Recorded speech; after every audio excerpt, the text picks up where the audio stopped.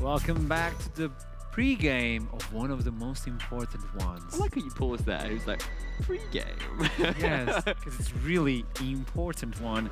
MNM versus NYYRIKKI. We're talking about almost less chance for both teams. Yeah, so we talked a little bit about it in the pre-game as well, and it really came down to the fact that the schedule of these teams, I mean, they're quite rough. They're fighting for playoffs, and they're fighting against each other, and they are against each other with the matchup now against today. I feel like there are teams who's both been struggling as well. As of late, where they came in with a swing with the wins they got. They came on a streak that was just like, wow, they're really starting to look good. And then they suddenly faced all of these obstacles all of a sudden, which some goes down to team identity, some goes down to ease of execution. For the side of MNM, I'm just like a little confused on what's happening on the map, because at times they are getting a decent comp, but it's just not working out for them the way they intended to. No, and then NYYRIKKI as well, they had this kind of start of the split pretty rough, and then suddenly started picking up wins. You sort of started seeing Azator finally be able to convert early leads into team fight victories and then into wins. And Patoshka on things like the GP was doing a lot of work as well. And then things started falling off a little bit. They started trying to play through mid-jungle a bit more. It wasn't quite functioning. And you sort of saw a bit more tanks top, which again wasn't quite working. And both of these teams seem to have been struggling to find a play style that's working in these last couple of weeks, because they had a style and then people kind of figured it out and they've kind of not found what's next. Okay. My question is, NYYRIKKI are coming out of one of the hardest defeats for them. We saw on the post-show, the interview was heavy. Yeah. And then it got a little lighter when he realized, okay, we still have a shot at playoffs. But today is the day. So obviously, mentality-wise, it is heavy for NYYRIKKI. Yes, it is. They are in the hardest position of any of the four teams, at least in terms of the scores they need to get to. Of course, I think strength of schedule is definitely harder, but there is something to be said for what NYYRIKKI need to pull off. Realistically, they need to win all 4 games to make things easy, because they want to get that game ahead of a riddle that doesn't reach 8 games, or you can tie with on the other teams that are 8 wins. But that's really hard to do. Maybe you can use that mentality thing as a positive thing as well, because you came in, you're like, okay, we have to give all. We have to go for this fight. You thought you then fell short because you thought you were out of playoffs. Then all of a sudden, you are not. You get to identify a lot of the mistakes you're currently going through, and you get to say, okay, we've been given one last chance to finally prove that we might go for the miracle one, because realistically speaking, any of these 4-6 teams playing today makes playoffs. It is a miracle, because Riddle has the highest percentage of doing so. But if they do it, they have to pull themselves together. It's like that CS meme. It's like, we're down 0-4. If we're good, then we win right now. Yeah. If we win, of course not. We absolutely lost it.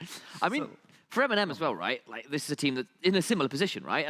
And they are probably, honestly, got the easiest schedule of any of the remaining sort of teams at the From now on, I would say exactly. so. They have been struggling recently.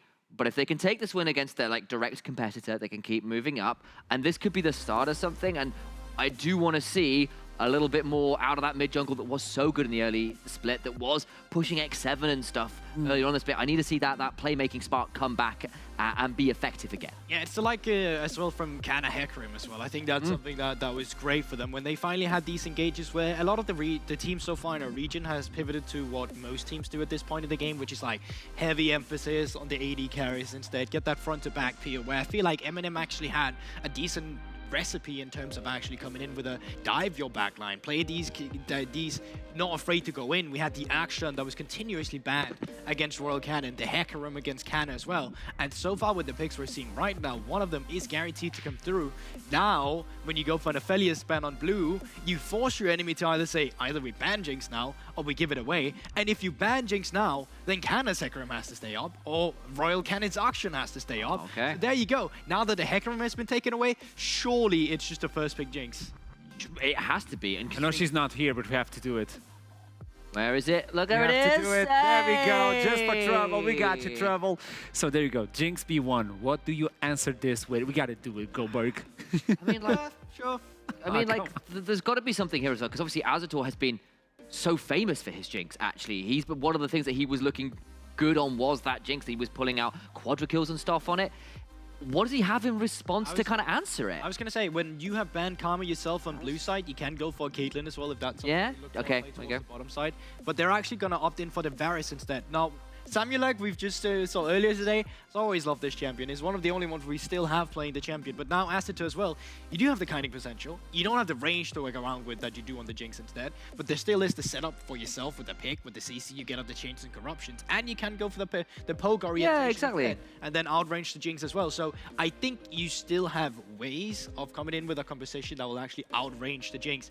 Not even kidding, even Corki can still be a good pick with the amount of scaling you get despite the nerfs we've seen to the package. Something like a Jace as well, like something else that can add a little bit of poke if you do want to go for that poke combo. You don't want poke, really want one poke option unless it is the Corki, but even that's been nerfed, so it's less of an option. So if you want that to be a lethality Varus, I'd like to see something else to back up the burst, to back up the long range assault. Can I get a hold of the Xin Zhao? You got a Renekton.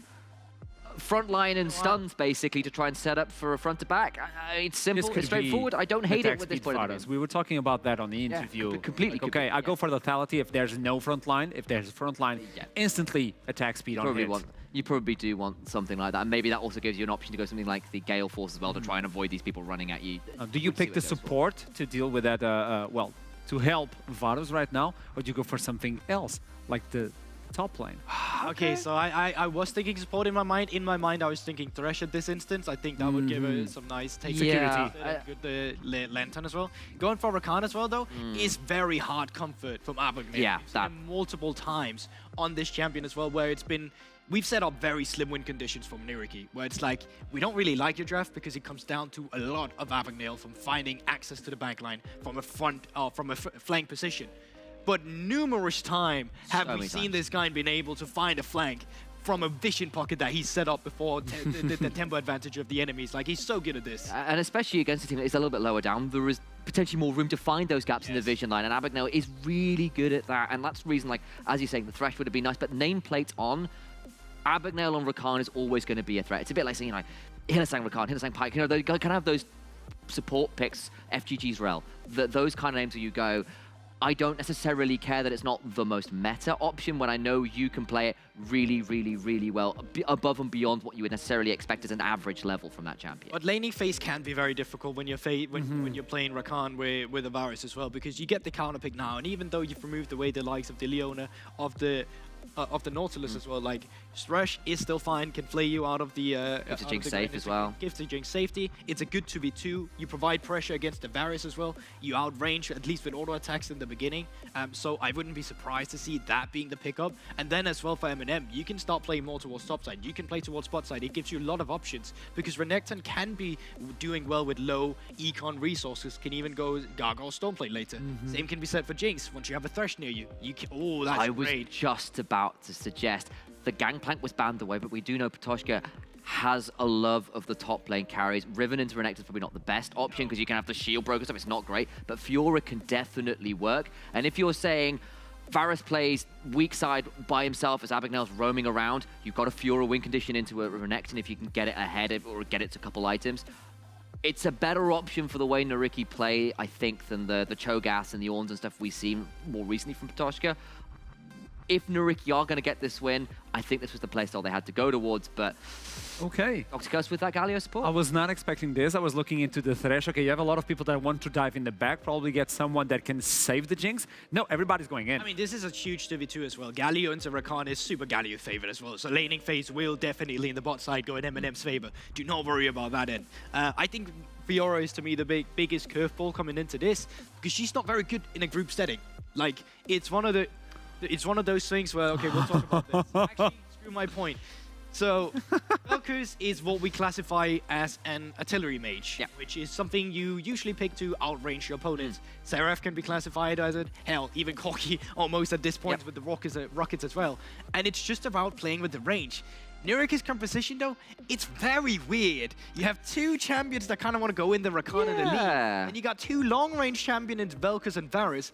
And then you got Fiora, who's kind of like side lane. Yeah, like I agree with you there. What I will say is at least Lee Sin and Rakan, you can use as like their sub-play pattern is disengage, right? You use the quickness to like help your team escape. And when you've got the range, if that does turn out to be a lethality, right, because you've got the double potential pokey, although I think probably on hit would be better in some ways.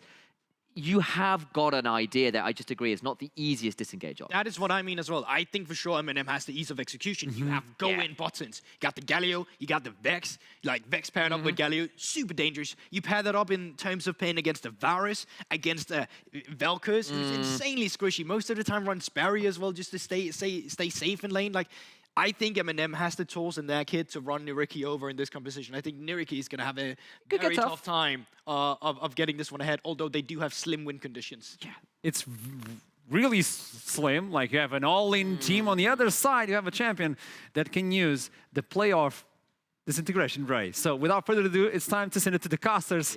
Let's see who wins this one, MNM or NYYRIKKI. Well, someone needs to win this one, because losing this one and you're basically... It's going to be tough to come back from a loss here. Yes, not impossible. Yes. We said, if you lose here, you're going home. Initialized was like, actually... yeah. And I think, obviously, the important thing is Riddle did just drop their game. So that does make life a lot easier for these 4 and 10 teams. Of course, NYYRIKKI and MNM playing here. Astralis after this game. So it's still a must-win at the end of the day. You can't say this isn't for MNM and NYYRIKKI. And I think for NYYRIKKI, this is a bold draft. Yeah, to put it really down when is. This is death's door for your season, right? To throw down Vel'Koz, to throw down Fiora, same game. Like Goldberg was saying on the desk, this is a very high execution floor draft to try and meet. We'll see what they can get done. MNM NYYRIKKI light up the sky with the flares. 30 seconds until minions spawn. So, I just said NYYRIKKI. That's not even close to who you are. We've got a fight going on though. Roy Cannon is in a lot of trouble. Vex doesn't really have solutions. Looking for the wall, but can't find it. First blood goes over to Rakan. Abagnale talked on desk already about how important he could be. A little bit of extra gold in his pocket might make it even more. So it could... Well, I mean, support's not really the greatest one to get your first blood on, but it will definitely help. Yeah, it's not ideal that the gold goes immediately to Abagnale, especially when you consider the fact that they had enough time to obviously reset. Picks up the boots, maybe it helps him in the lane, right? I think, all right, weird thing to track. Right. If he manages to walk out of auto attack range of Mishigu. At any stage. At any stage, we know why. And I'm going to leave the point there. Junglers both starting on the bottom side. Kana should probably have a good idea that he's going to be on a ward here and the sweeper will come through. There you go. So they know. And they will share the XP together. Red buff start, blue buff start for the Sidere on the opposite side. So should end up in theory, on the top side, which makes sense. You've got Toshka and Fiora. I wouldn't necessarily call it like a super volatile lane from the get-go. Obviously, if Fiora gets an early lead, and especially a health advantage like this, Fiora can pilot the lane relatively comfortably. It's a bit of a mind game, right? Yeah. As Renekton, typically your trade pattern is slice in, Roots Predator, cold the meat, dice out. Difficult to do against somebody that can very easily block your stun. Not only that, repel it back to you. If you stun the Fiora while she's got the riposte up, she's going to stun you back. And as easy as that. Abagnale gets a knock up. That's an early ignite. Ignite really early. Galio trying to get away. Will be forced to flash away. And Mishigu putting down the damage, but looks to get one more auto down onto Aztor. So both marksmen being left around. Half health Aztor maybe a little lower. Dr. Chaos not feeling too great about that one. But the question for me really is, Rakan having those boots, yeah, it's not the biggest thing in the world as he's going to be using those to step away from Jinx. He would have taken an auto attack. There we go. We found the value, baby. Game one. But the desk was saying this is such an obvious win for MNM in the bot side because Galio just super well into the Rakan. We've got this Jinx, which is going to do a lot of work. It's going to be able to be pretty safe. Yeah. Getting an early kill onto Rakan, maybe making his engages a little more aggressive, maybe being able to avoid a little bit of the poke damage on the return, or being able to stay a little bit safer as top lane we jump back to as damage exchange back and forth. Would this be notable in the bot lane potentially? Yeah, maybe. I think we'll have to track us. Okay. Batista, that's a nice repulse from Batilska. Actually, damage coming down. Yeah, Whew. In the jungle though, Kana needs to be careful. Sonic Wave, it's coming up. He's thinking about it. He's waiting for the call, but he's not going to be able to land it and will back away before anyone can come up to help the jungler. And there's a teleport coming in for MNM, but great return play from the top laner from NYYRIKKI. Yeah, and I mean, that's the annoying part about riposte. It's not just like a repel spell that slows, it also slows your attack speed. So if you get hit by that and you see it there, Babista's like, where are my auto attacks going? They're not even there. And you guys at home can't see I'm motioning. I was like, you're doing these really elaborate motions. We're not on camera at the moment, so you know. I'm getting carried away in the studio. Yeah, so Babista just can't auto attack to finish up the kill. Yeah. Just has more raw stats because he got hit by the riposte. It's just a very frustrating thing to have to deal with, and you have to kind of do these very weirdly timed Ruthless Predators instead, where you don't necessarily get the full value out of it, maybe that you was hoping for, because maybe your cooldowns aren't in the order that you want them to be in. Kana. I think Gnarly could be in trouble, kind of trying to chase him forward, but dives away onto the Seizure, who is there. Aerial on the side, also putting some damage down onto the Vex. We haven't talked that much about the MNM matchup. Of course, Royal Cannon giving up first blood is not optimal on an invade, but since then, not that much has been happening in the mid lane. This artillery mage, as Gulberg so aptly put it, suggesting that he made up that term. He didn't. No, he didn't. That's just what they're called. But in the top side, Podolska Oh. dodging and missing away from the riposte now. And this time around, the Crocodile could have it in between claws. We're going to move to the big team fight. We see Podolska winning it, but Canna in trouble. He's going to get shot down. MNM lose 2 members across the map, but again, Podolska can't keep getting away with this. MNM are just getting dismantled at every small integer that they possibly could be right now. They're losing out on the 1v1 in the top lane. They're losing out on this invade on the bottom side. I mean, it's not even close, the situation so far. I mean, you can make an argument for the first 1v1 in the top lane. Yeah, Kana looking for this Gromp counter jungle. Unfortunately, NYYRIKKI are just there. It's as simple as that. You can't really escape when you're that deep and getting flanked and pincered in this kind of motion. Dr. Chaos in the bush can't really do anything to save his jungler. And that's just 2 easy kills across the map for NYYRIKKI, and already 2,000 gold up 5.5 minutes in. It's really not the position you want to be in as any team, let alone, you know, a team that's going to have to be dealing with a whole bunch of poke. Now, granted, that's kind of stayed on the desk. You have engage options as MNM, as Chompers land. In on to Abagnale, the damage is there, taunted, he's going to be burning glow, but Mishigu is going to be attacked by Azator. It's going to be a 3v2, Kana coming in to collapse on Varus. I think he knows he's dead, might look forward to try and grab a little bit of farm, if nothing else. And Abagnale actually, with the boots, manages to get away. However, Azator, his feet are bare, so he goes down. Oh, he just bought boots. He just bought I want boots everyone to after roll that. it back during that play. So that actually worked. Yes, but it's good from MNM to try, you know, capitalize, punish something there. Royal Cannon, and Babista are going to find the Sidere there. Execute the Gromp. Bravo, damage coming down. I don't think he's getting away. Arrow is moving on forward with the lasers, but I don't think it's going to be enough, and it's an easy kill going over to Royal Cannon in the end. MNM picking up a couple of nice plays in response, but NYYRIKKI still looking on top. 1,000 gold to the good at 6.5 minutes. I know the gold leads early game can be pretty crucial because that's when item breakpoints are the most impactful, or in terms of where the biggest difference is made. And let's look at where these leads are. Top lane, 500 gold. It might seem small, but Podolska, we know what this player can do with a lead. Yeah, and, you know, I think if we talk about what these competitions realistically want to do when it comes into the mid stages of the game, Podolska's going to just be on the side lane. He's going to pick up his Mythic. He might pick up a Hull Breaker. We'll have to wait and see whether or not he gets, you know, that deep into the side lane technology. And then he's just going to split push. It is as simple as that. You've got Eero and Azator on these poke, you know, champions. I imagine, given Azator's double longsword, that this is probably going to be lethality. Looking for that poke as But actually, he has lethal tempo. No, I'll take it back. So yeah, no, actually, in fact, that's just going into Nuke River. I beg your pardon. So it's going to be on hit. Still offers the poke damage. Yeah. It's not quite as, you know, hefty as lethality, but he will have the poke available. And you're probably just looking at, if MNM try and start off objectives because they know they're losing out on the side lane game later on in the game, you've always got the poke to get them off it. And you've always got the mobility and the disengage from the Lee Sin and the Rakan to try and get your poke champions out. And for MNM, it's just probably about straight team fighting. I don't think there's anything else to say about it. Front to back, a little bit of dive, but make sure you keep Mishigu in a position where you can get the war attacks up and off and follow up on whatever MNM's frontliners are doing. But the problem being, if you fall too far behind, the front to back is going to be problematic. We've got the Lee Sin hanging around, where Mishigu is also giving a lot of respect and standing back away from the NYYRIKKI. Don't want to get engaged on by the Rakan. Not yet level 6, but shouldn't be too far off. You've got to imagine a couple of waves will do it, but they've got no jungle spot anymore as Lee Sin has moved on back. But we've got Rift Herald on spawn. Junglers both looking towards that side of the map. We've got Canna going to be there much earlier because he's already in the neighborhood. Has actually just started up with a Herald. Could we see a fight? Because it looks like MNM are in a decent position to take this one.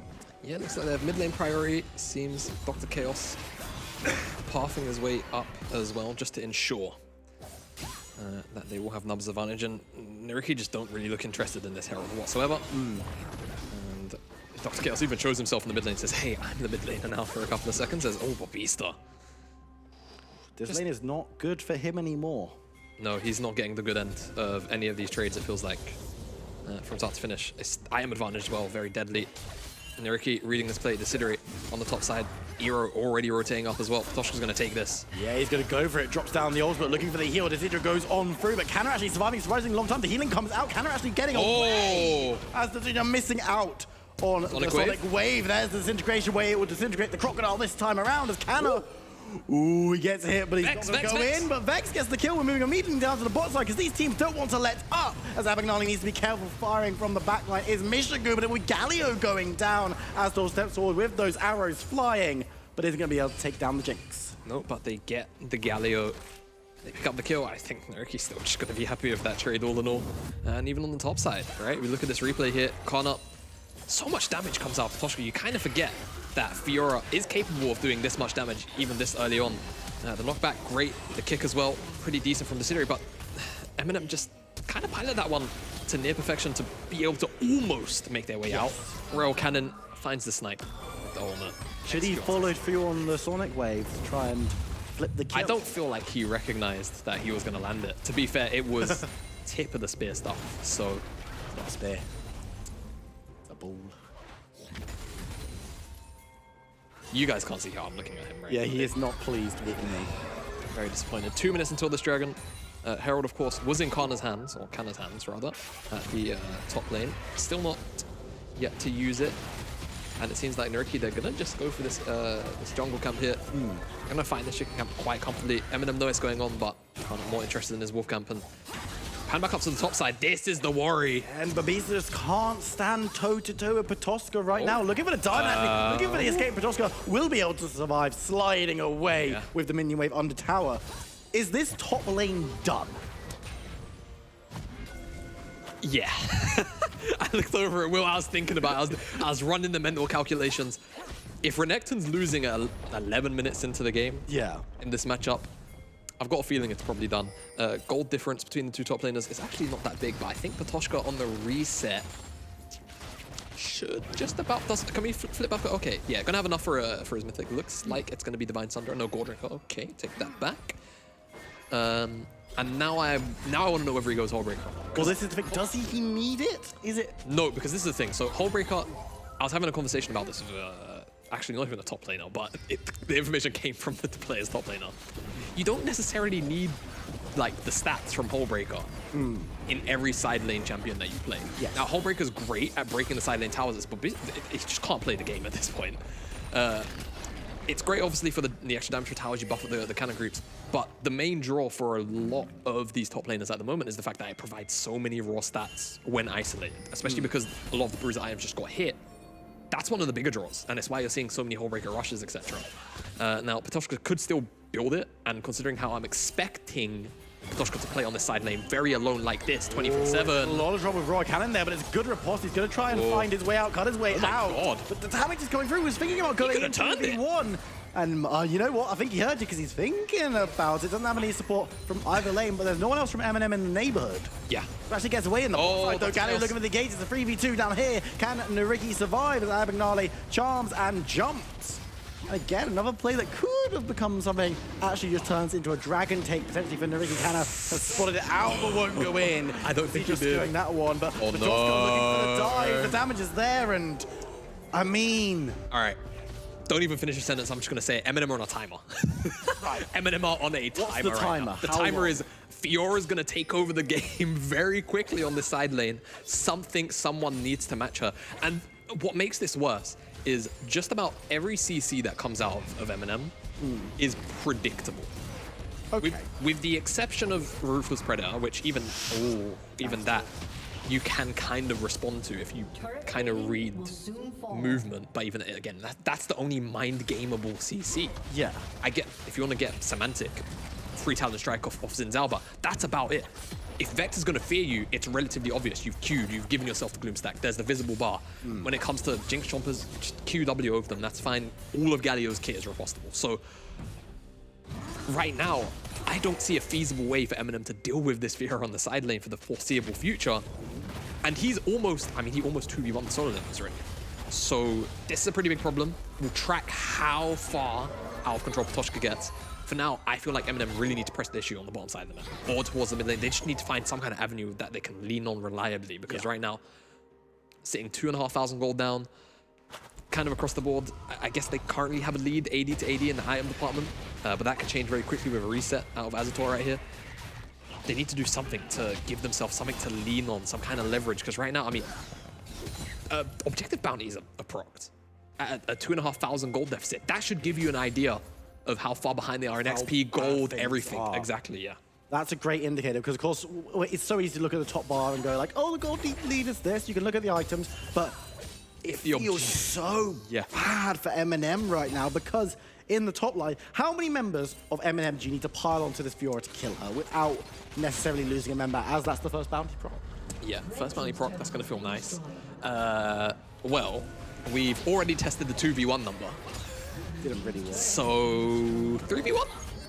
Well, I mean, we could give it a try. Of course, final game of the day, Veneer versus Astrala. Shut up and bottom. I like those little ones. It's like the adverts in the middle of a TV show. Yeah. It's like, after this, I didn't have a good line for that, actually. Really? You didn't have a good... I'm not quick with words. It's your job to be quick with words. Don't worry about it. Oh, dear. NYYRIKKI.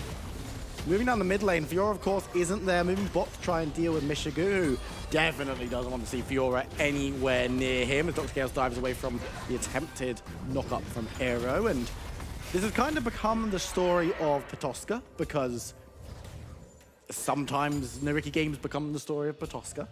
This time, definitely for the right reasons. Yeah, it does happen quite frequently. Like you say, it's either the right or wrong reasons. There's never a... Because like there's not often a middle ground with Patoshka when it comes to performances like these.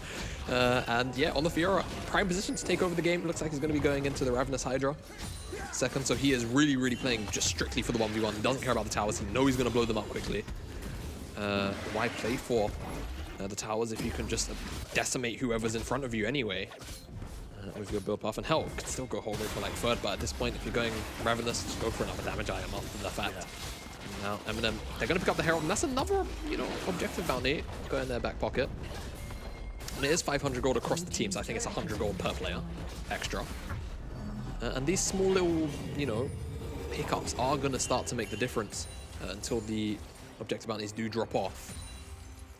And just for a reminder for people at home, the way that objective bounties work, it's a rough guesstimation on the game's part to assess how far behind the team is in all of the measurable metrics. I don't think it measures items, but it definitely measures, obviously, individual gold leads, XP, and neutral objectives, including towers. And plus towers, because towers are neutral objectives. So neutral objective leads, towers, and that's how objective bounties are effectively activated or deactivated. So it's why, despite there only being a 2,000 gold lead or difference between the two teams, MNM find themselves in a position where they have the objective bounties available to them, as Patoshka has finished up his second item already.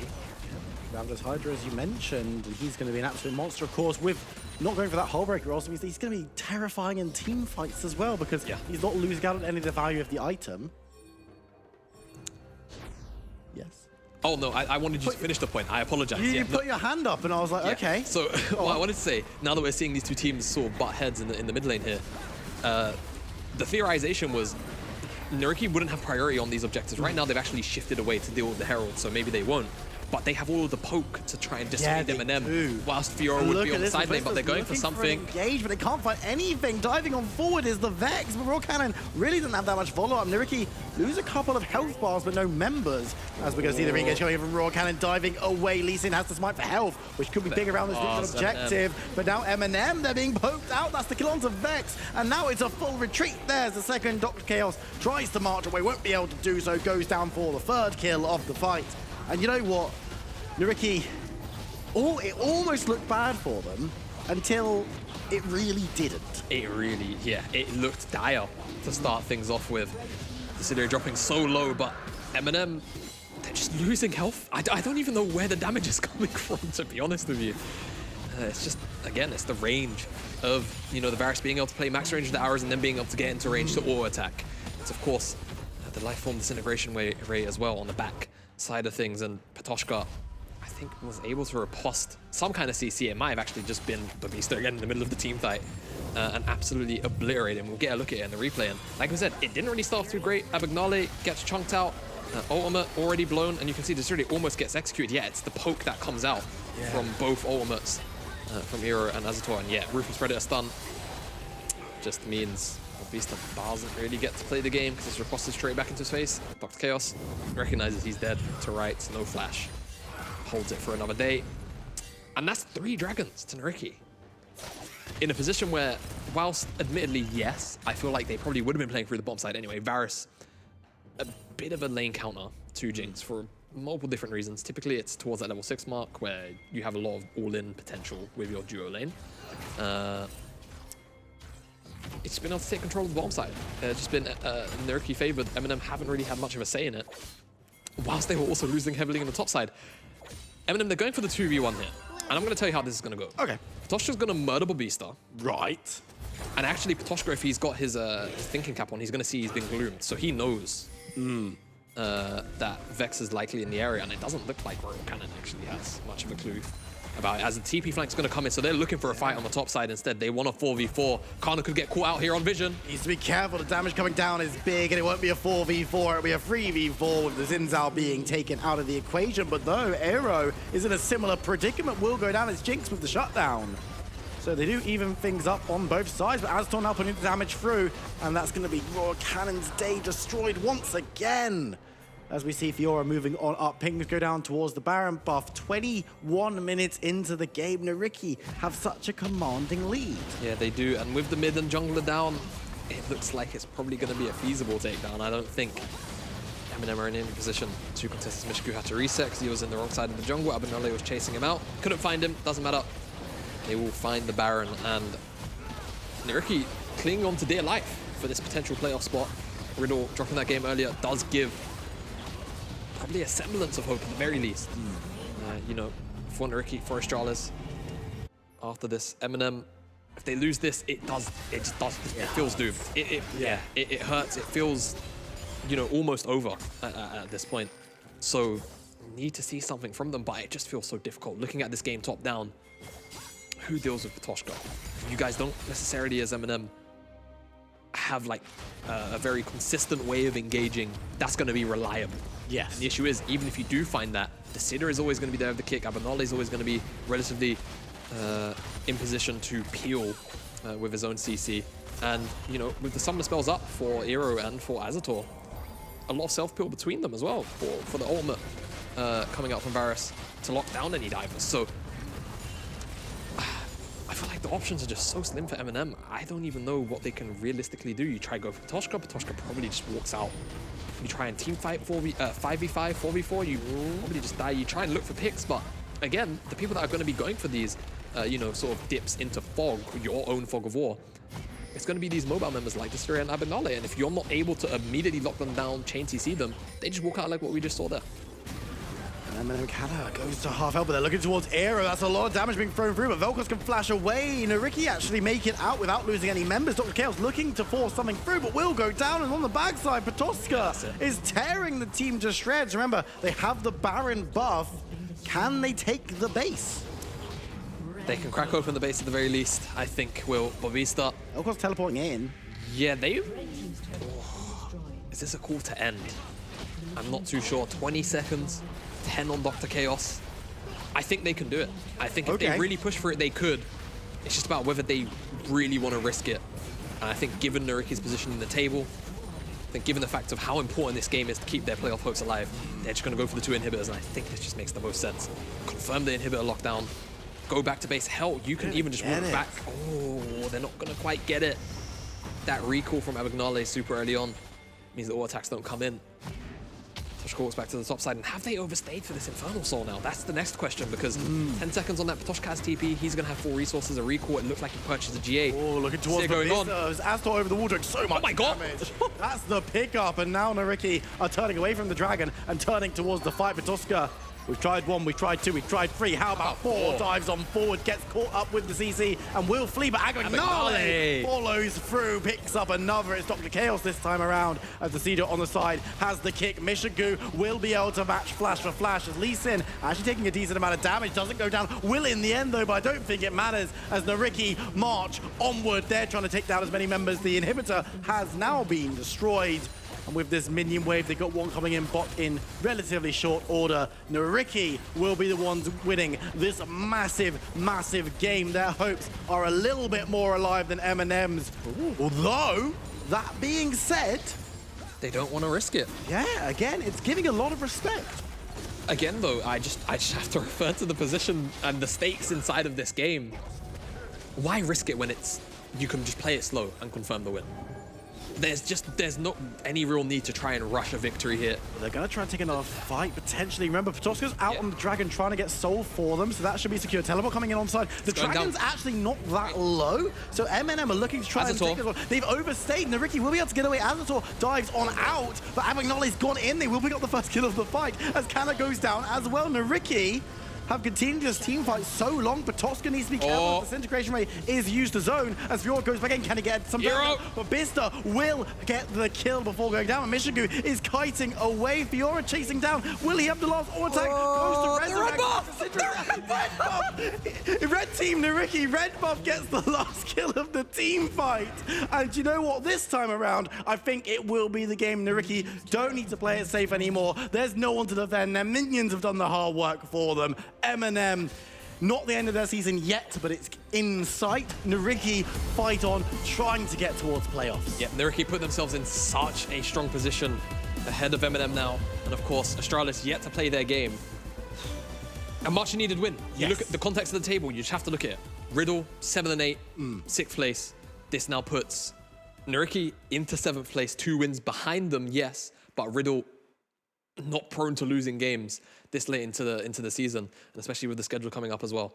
I think NYYRIKKI have a solid chance now that they've taken down MNM. Sad story for MNM. It's a very, very difficult position for MNM to be in.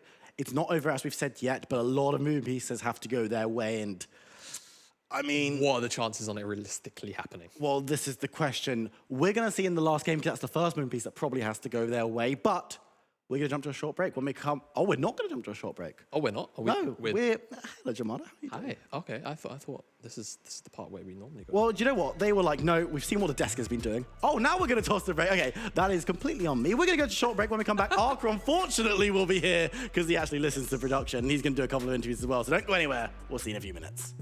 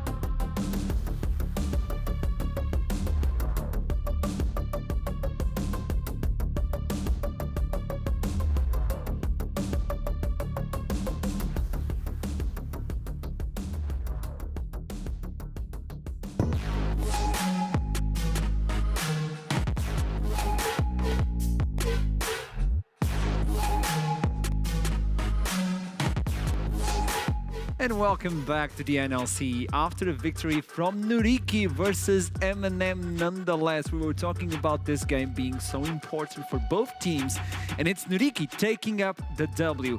It was one of the most important games for NYYRIKKI in terms of schedule. We talked about this in the pre-show, and they actually took it with the Fiora top lane, Vel'Koz in the mid lane, and the Rakan for the support. So we have a lot to talk with NYYRIKKI, so that's why I'm going to call Desidre as fast as possible for the interview. Hello, Desidre.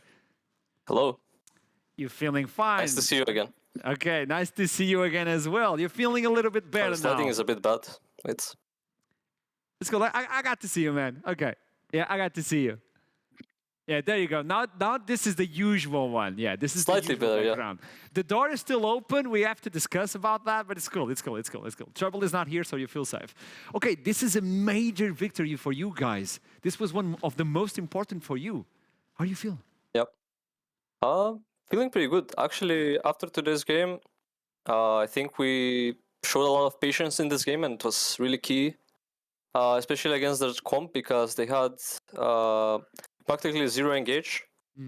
Like, they had Vex to somewhat engage, but Vex is not ideal for that. So as long as we took care of that and we played with our range in Vel'Koz and Varus, it was a pretty easy game from draft, in my opinion. Yeah, when we look at draft, it made sense specifically because you had the Vel'Koz and the Fiora on the top side. Yep. Can you tell me anything about those picks? I mean, Fiora is Petoska's staple, I think. It's one of his best champs for sure. Yeah. I mean, he hasn't been playing it as much as he would like, I think. Like, he's that guy in the top lane, you know, like that you have in solo queue always, like the Riven, the Fiora 2-trick. Yes. He's that guy. So, yeah, I mean, I'm glad he got to play his champs and show what he's made of.